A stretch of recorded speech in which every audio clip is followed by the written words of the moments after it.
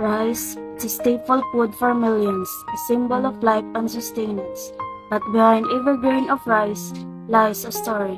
The story of the farmers who dedicated their lives to cultivating this precious crop. Today, we journey into the heart of Mr. Ismael Caldero from Barangay Olaycon to meet this farmer and learn about their time-honored traditions and modern technique in rice production. Join us as we explore the journey of rice from planting to harvesting through the eyes of the very people who make it possible.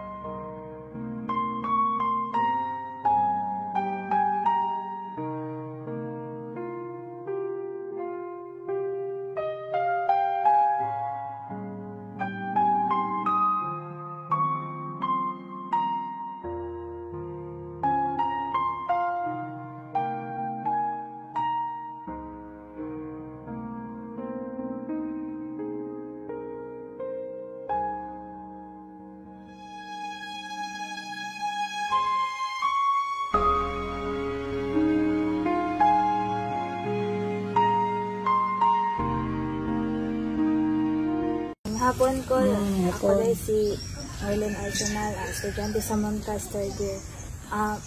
Diyan po ang pangalan ko. Ako si Ismael Caldero. Edad na to, Col? 38. Gawa sa imong humay nga imong ginatanong, Col, unsa kay lain imong mga pananong sa imong uma? Bilangay. Tagi.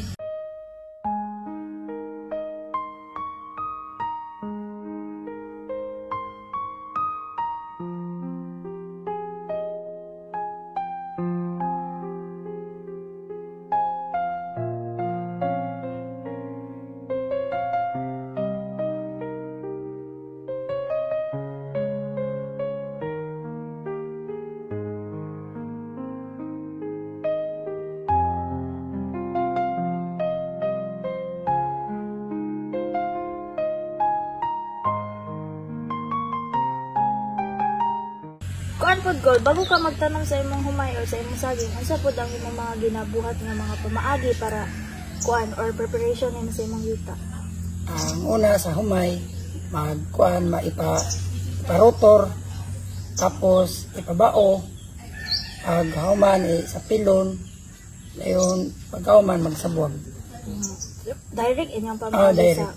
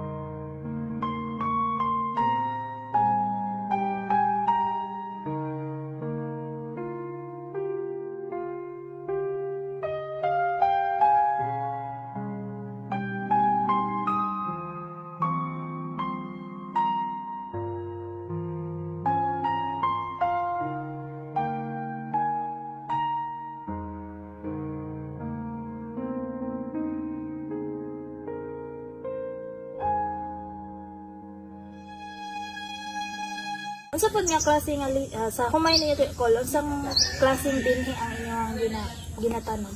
Karon kuan triple to. Unsa pa ikuan na niya kol kanang advantages ana sa inyong sa time nga nag-ani na mo unsa ikuan kusog iyang ani or dako mo ma-income? Nagdepende na po kayo. Kung wala kayo mga mananap, madako pag income. Sa kuan pod ko sa kanang sa inyong mga kanang sa cultivation nga time or sa pag-atiman sa inyong tanom, kapila pod mo kung magingon ta nga mag-apply mag abono, kapila pod mo mag-apply? Kuan katulo. Katulo. Mga unsa pod nga mga abono inyo ang kuan na kol? Urea complete. Ginaunsa po na ninyo siya nga ma-apply na ninyo siya sa humay. Ang complete o urea ginahalo na muna. Tapos abono na mo kuan 25 or 30. 25 ka adlaw abono tapos pagka 30 days na. 30 days abono pagka 60 days kay padulong ako na siya magkuan mamuswa. Abono na pud mi. For kuan na pamulak na. Padulong na bulak.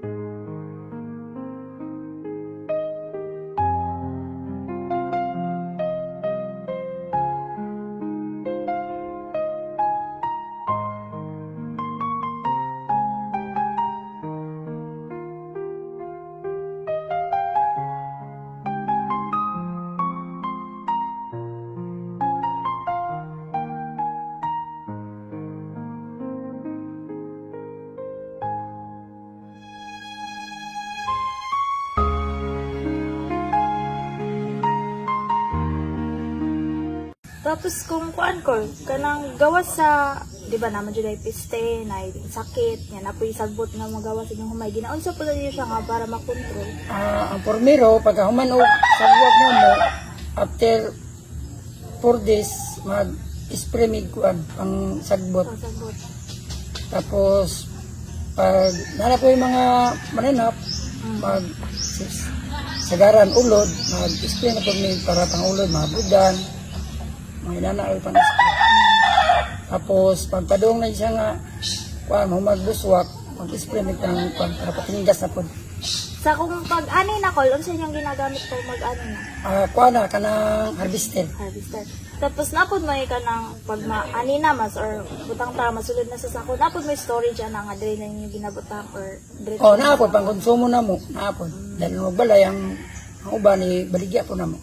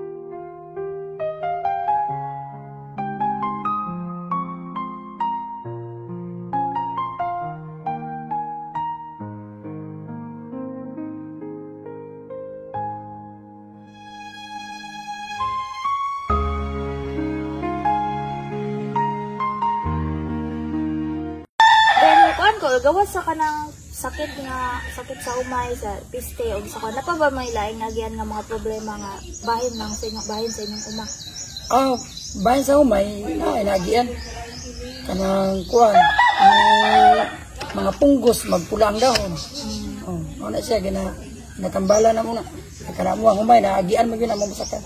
Ano po yung mga kuan na organic na pamaagi nga para matabalan to sa sakit or chemical gapon? Chemical yun ako siya. Unsa po na klase ng chemical ko?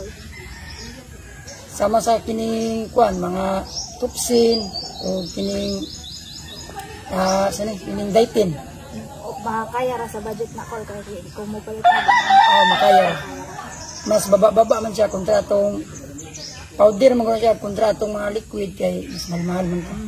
Kung sa inyong humay ko wala pud kay na kuan nga nagamit ka og organic na mga kuan or mga biopesticides nga kanang kuan gibutang ninyo sa inyong humay. Nagagamit man mig kuan mga mga organic.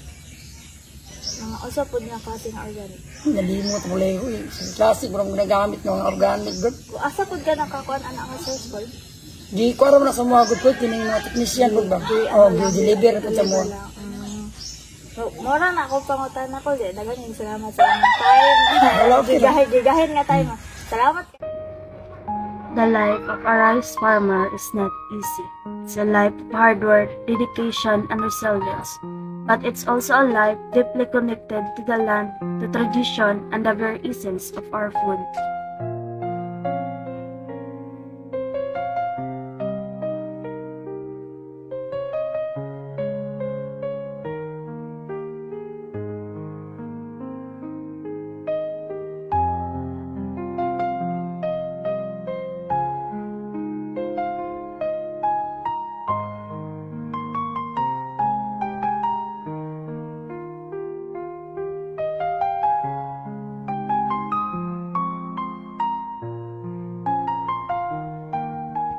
These farmers, like Mr. Ismael Cordero, are the unsung heroes of our food system.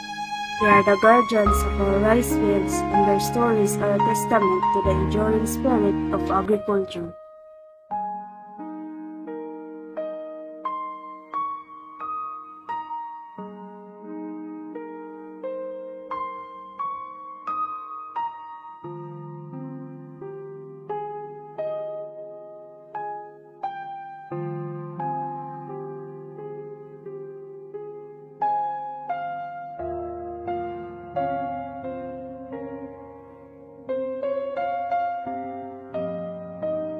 As we enjoy the fruits of their labor, let us remember the hard work and dedication that goes into every grain of rice.